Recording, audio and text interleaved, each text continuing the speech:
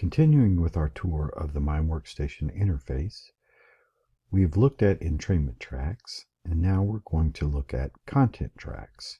Now remember, when you first create a new session, you're not going to hear anything because there's no content track. So you would need to at least add one content track to get audio playback.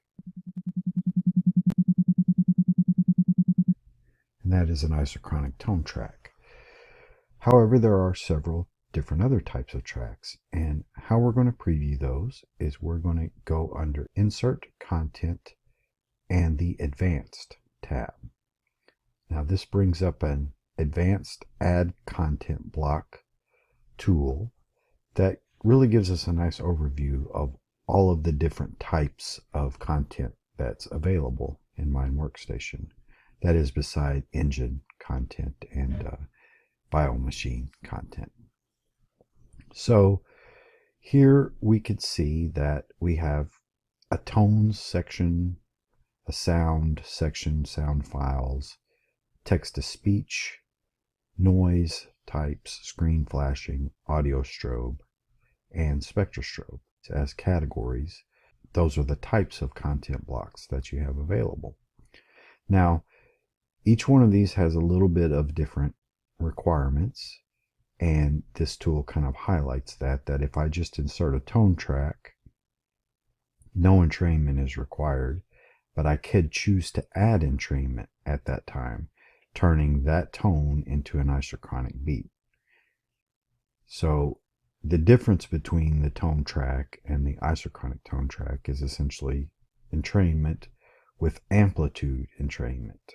So this checkbox here would say that it's going to add amplitude entrainment. Now chords the same way. If you just put it in this way, there's no entrainment. You could set entrainment here, and it could be amplitude entrainment. Binaural beats do have an entrainment assigned by default because they need that to be a binaural beat, and then it automatically calculates the two frequency channels for left and right to offset it. Monaural beats do the same, except they're not left and right. They're stacked together along the stereo channel. Now, and it has an entrainment assigned. Now, Harmonic Box X also has entrainment assigned, but for some reason this tool omits that. It's interesting though, because if you choose to add, then it tells you it needs it. And if you add it from the main interface, then it adds it. So that's just a slight omission in the interface. Isochronic tones have entrainment assigned. Now moving to the sound selections, at their basic level, they work generally the same as the tones do. That if you just insert a sound file, which if you do so, it's going to ask you to browse for it. All right. And if you insert a sound file,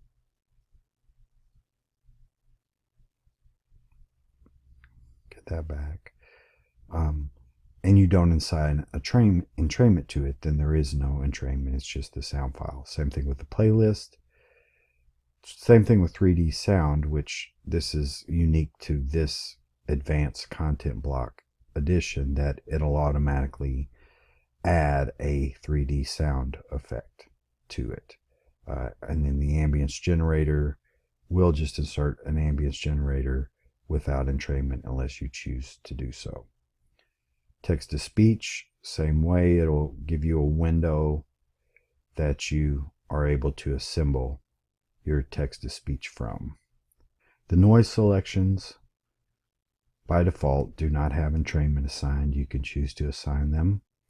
Pink noise and white noise are available from here. Brown noise is not. So slight difference from the interface. We'll look at the menu in the other screen. Flashing, if you were to insert it, it's going to tell you that it needs an entrainment track.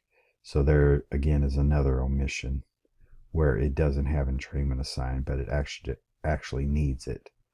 In fact, any of these, well, the visualization as such is not going to, because you haven't configured it yet. So it just adds it at that time, but you could assign an entrainment to it if you wanted to.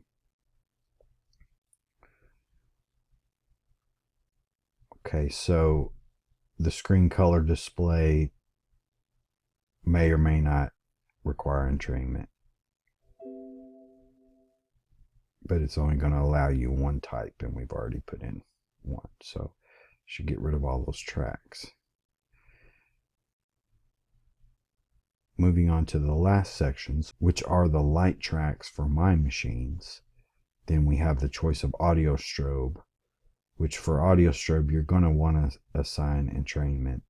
It just doesn't put it in the interface. Now let's just go back and look at that, since we've been through so many. See, normally it's going to offer to do that, and that's one of the advantages of this tool. You can see how they're made. Audio strobe, it doesn't. Spectrostrobe either, but the spectrostrobe is all broken down from the basic or advanced one. This would be considered the basic, and then these are the advanced.